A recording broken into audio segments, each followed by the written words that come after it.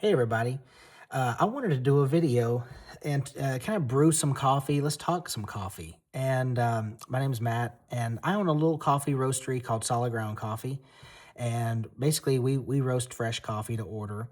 And you can check that out at solidgroundcoffee.com if you want to check out what we do. But I just wanted to get in here and talk about coffee and coffee brewing and kind of how things evolve for me. So I started getting into craft coffee back in 2013, and I ordered some coffee from this guy that I followed. He was in music, and he had started a coffee roastery, and his coffee shop's called James Coffee Co. Awesome coffee.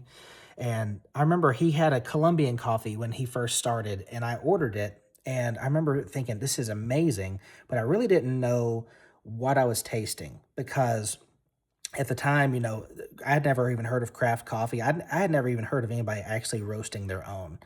And so a buddy of mine and we ordered some of his coffee, we brewed it, and it was just amazing. But again, we didn't know what we were tasting.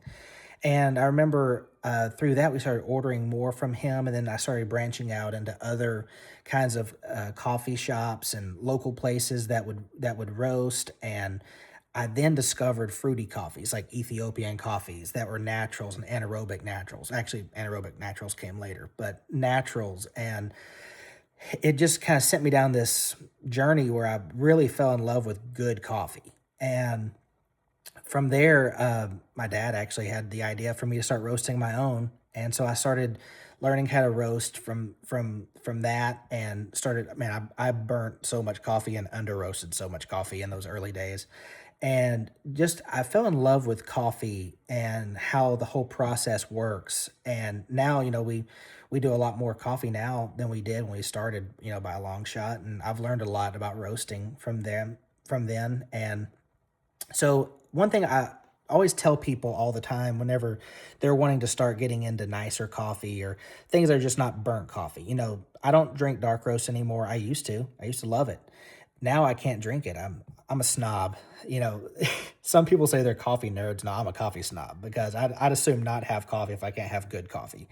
And so we just started down this path, and now it's kind of funny how your taste buds change.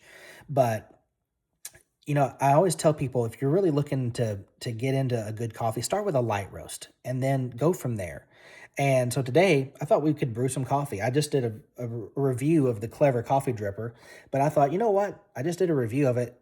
Talking about it makes me want to have a cup. So I went ahead and I've got a pre-wet filter on here. We're ready to go. Thought we would kind of show how the process works. And so, and I've been collecting coffee gear for a long time. And honestly, I'm probably 10 years into this with collecting different pour overs, and I've got pretty much everything. I don't have everything because there's tons of stuff out there, but I have a lot of stuff I've accumulated over these 10 years. And one thing I always tell people too, invest in a little food scale. Now this is a nice one. This is the I forgot what these are called. I've had this so long I don't even remember what it's called. Acai or something like that. And or a kaya. I don't even know how you say it. But I've had this one for a long time, and I weigh out my coffee. So the way I do my Clever, and this is for people who are, if you are a coffee drinker, you know all this stuff. I'm not telling you anything new, but I've got, this is my Christmas cheer, my Christmas blend that I do. So this is just a nice medium roast. This is a Nicaragua and Brazil blend that I do this time of year. And I've really been enjoying it. It's got like a graham cracker front end. So I'm going to grind this real quick.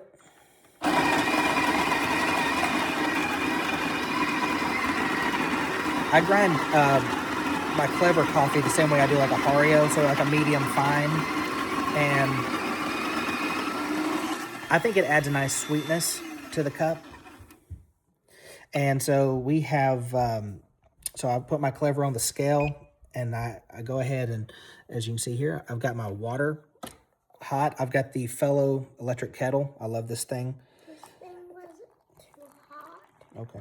I'm doing a video right now. I can have something Yeah, fresh. this is my daughter. So I add, so whenever I do the clever, I typically will brew to about 300 grams of water first, and then I will add my grinds to the clever. So here's my grinds. As you see, it's kind of a medium fine, like that. All right, then I go ahead and start my timer. My scale's got a timer on it, and I steep this for 2 minutes. And one thing I didn't mention in my review, one thing that has been great about the clever is this seal has not messed up on me in 5 years. I've had I should have titled the video the 5-year review, because there's only a few items that I've had that long.